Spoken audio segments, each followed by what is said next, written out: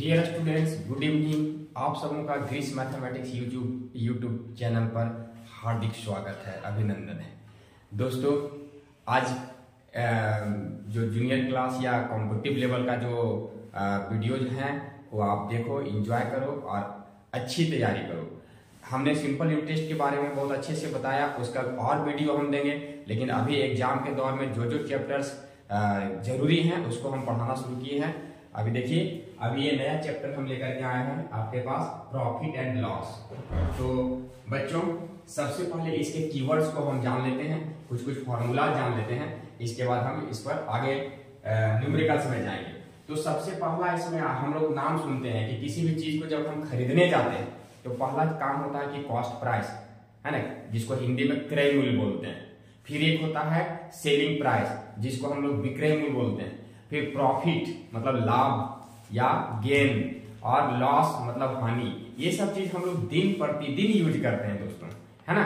तो ये सब है क्या चीज, इसके बारे में हम थोड़ा थोड़ा चर्चा करते हैं। जैसे देखिए, कॉस्ट प्राइस क्या है कि the price at which an article is purchased. कोई भी चीज को हम जितना मूल्य पर हम खरीदते हैं, जो उसका लागत है, जो है ना, हम जो पे करते हैं वही हमारे लिए कॉस्ट प्राइस हो जाता है। परचेजिंग का जो जितना अमाउंट हमको पेड करना पड़ता है तो वही हमारा कॉस्ट प्राइस होता है। So the price at which an article is purchase is called an the cost price. Okay, तो आपको कॉस्ट प्राइस या फिर इसका हिंदी क्रय मूल्य हमको समझ में आ गया होगा। इसको हिंदी में क्या बोलते हैं, क्रय मूल्य। ओके, उसी प्रकार से सेलिंग प्राइस, इसको हिंदी में बोलते हैं विक्रय मूल्य।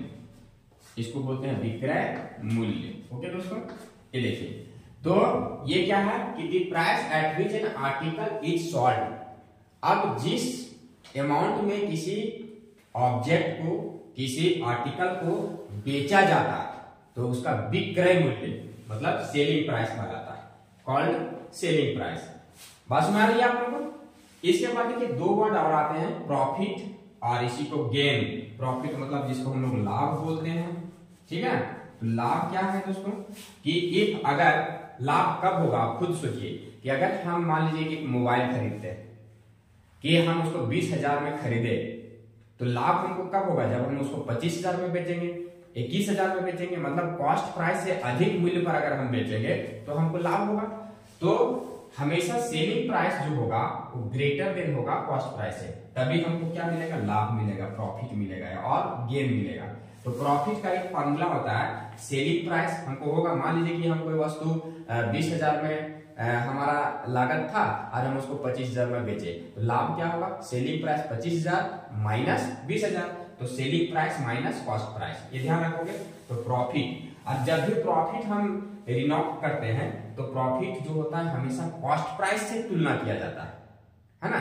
ये जब भी प्रॉफिट होगा तो किससे तुलना करेंगे, कॉस्ट प्राइस से। तो प्रॉफिट परसेंट अगर निकालने के लिए देगा, अगर परसेंट में निकालना है तो प्रॉफिट, इसका फॉर्मूला आप याद रखोगे, profit into 100 by cost price को से डिवाइड किया जाता है। ये formula profit equal to SP minus CP and profit percent equal to profit into 100 by CP. Clear है तक।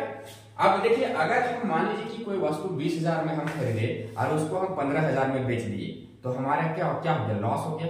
मतलब यहाँ पर देखिए, सेलिंग प्राइस जो हो गया लेस देन हो गया कॉस्ट प्राइस से, है ना। सेलिंग प्राइस क्या हो गया, कम हो गया, किससे, कॉस्ट प्राइस से। तो वहां पर क्या हो जाएगा, लॉस हो जाएगा। लॉस मतलब हानि हो जाएगा। ओके दोस्तों, ये क्या हो जाएगा, हानि हो जाएगा। तो लॉस इसका क्या होगा, सीपी माइनस एसपी। बात में आ रही है। अब अगर इसी को हम लॉस परसेंट अगर निकालने के लिए आपको दे दे, लॉस परसेंट, तो इसको हम क्या लिखेंगे, इसको लिखेंगे लॉस इनटू जितना लॉस हुआ 100 और बाय कॉस्ट प्राइस, यही मेरा लॉस परसेंट निकलेगा। ओके दोस्तों, ये फॉर्मूला यहां से आएगा। तो इस टाइप से ये सब कीवर्ड्स, ये सब फॉर्मूलाज, और थोड़ा थोड़ा इसको सोचेंगे कि क्या हमने खरीदा, कितना में बेचा, अपना दैनिक जीवन से थोड़ा सा इसको तुलना कर लेंगे तो हमें ये चैप्टर बहुत ही आसान लगेगा। और ये ऐसा चैप्टर है जो दिन प्रतिदिन हम यूज करते हैं और ज्यादा से ज्यादा लाभ हानि के बारे में हम लोग आजकल दिन भर या दिन रात सोचते हैं। अगर बिजनेस माइंडेड हैं आप और हम सभी लोग हैं, तो इसलिए इस चैप्टर को बहुत अच्छे से जानना हमें बहुत जरूरी है। ओके, देखिए दोस्तों, अब कुछ कुछ फार्मूला है, जैसे सेलिंग प्राइस। अगर हमको प्रॉफिट हो रहा है, मतलब हम गेन कर रहे हैं, तो सेलिंग प्राइस बराबर क्या होता है, कॉस्ट प्राइस 1 प्लस यहाँ गेन परसेंट बटा 100। ओके, सिमिलरली जैसे हमको कॉस्ट प्राइस निकालना है, सेलिंग प्राइस दिया हुआ है, गेन परसेंट दिया हुआ है, तो कॉस्ट प्राइस यहीं से देखिए सेलिंग प्राइस यानी ये वाला पार्ट क्या होगा, डिवाइड हो जाएगा। तो cost price is equal to selling price upon 1 plus gain percent by 100। ठीक है, सिमिलरली अगर हमको लॉस हो रहा है तब हम सेलिंग प्राइस कैसे निकालेंगे, यदि कॉस्ट प्राइस और लॉस दिया हुआ है, सेलिंग प्राइस इनटू ब्रैकेट में 1 माइनस लॉस होगा, हानि जब होगी तो माइनस देना, तो 1 माइनस लॉस परसेंट बाय 100।